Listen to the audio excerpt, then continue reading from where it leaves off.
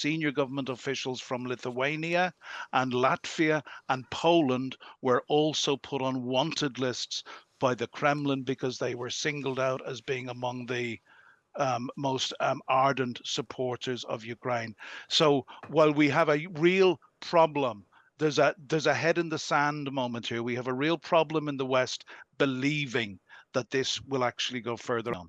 Let's just take the temperature, Cormac.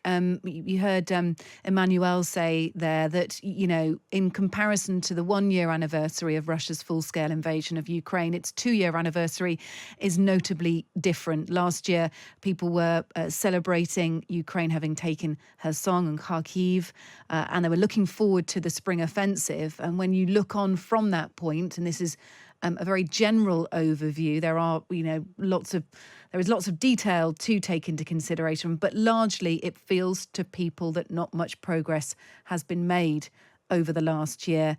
Indeed, perhaps some of the territory that had been held onto has been relinquished to Russia. What is your opinion on where the war stands at the moment? Well, the first thing I would say, Kate, is listening to Emmanuel is really like listening to so many very close friends that I have who are living through this at the moment.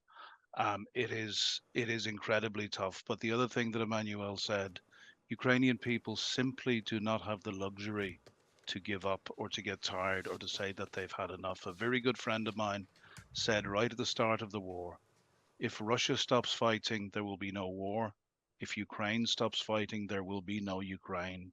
This is an absolutely existential threat for the Ukrainian people, and Russia and Putin have made it absolutely clear that they do not recognize the validity or the existence of Ukraine, and they want to, as another friend of mine told me back in 2016, Putin wants Ukraine without Ukrainians. So on that, I've got to say it's incredibly tough. And I talk about how resilient the Ukrainians are, but they're humans. It's incredibly tough, but they won't give up because they can't give up. And we have let them down. We have let them down in the West by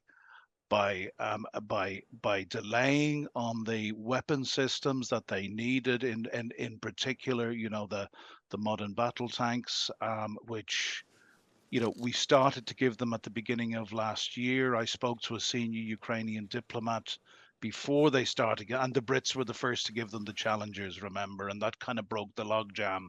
And the Americans then pledged some Abrams, and the main battle tank they wanted was the German Leopards.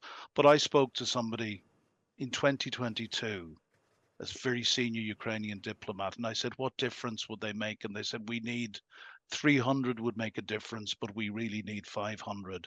And recently I found out that they still have not got Mm. 100 modern battle tanks. The Brits, again, were the first to give them the long range artillery with Storm Shadow, but again, they need a lot more. They need the German Taurus, and the Germans are still holding back on Are that. still And, stalling. we still haven't given them F-16. So we have really, I feel the suffering that the Ukrainian people are going through is like nothing that we have seen in Europe since World War II. Um, you know, Negotiation is not an option because of the absolutely barbaric Yeah, atrocities look, which are carried out yeah, on a daily basis yeah. in Let's the just occupied talk areas. about Sorry, Kat. that. Sorry, Cormac. Let's just talk about that Mm. because I think people listening will be feeling, awful for those people in Ukraine, but also they will be looking at the future, thinking about where this goes. And there gets to a point, both in diplomacy, Cormac, as you well know, and in looking at the practical realities of war, where you have to consider whether there is any middle ground, any common ground at all. Because, look, there was a poll yesterday, just fewer than 10% of Europeans think Ukraine will win the war. Now, that is their perception.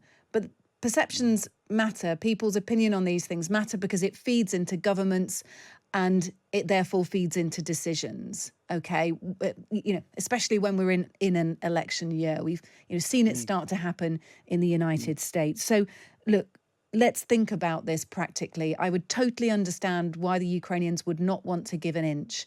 But is there any middle ground? Can there be, do you sacrifice land for peace? Is this the point where you need to start thinking about turning the tide in a different way? I believe not. And I believe not because, it was Medvedev, the former prime minister, who was one of the main voices of the Kremlin regime, came out only yesterday and said that the objective is to take Kyiv. If we don't take it now, we'll take it later.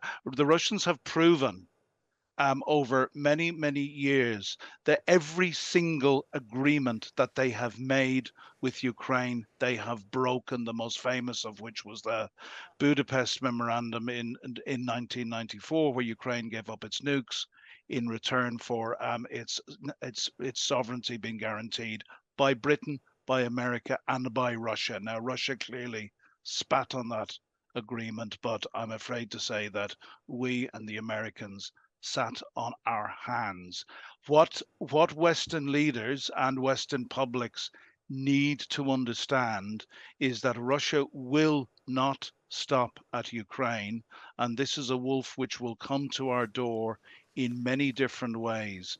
And don't take my word for it. We need to speak to the people in the Baltics. Mm, Speak to the Prime Minister of Estonia, Katja Kallas, who only a week ago, and this has not got great coverage, was put on a wanted list by the Kremlin at the same time as senior government officials from Lithuania and Latvia and Poland were also put on wanted lists by the Kremlin because they were singled out as being among the most ardent supporters of Ukraine.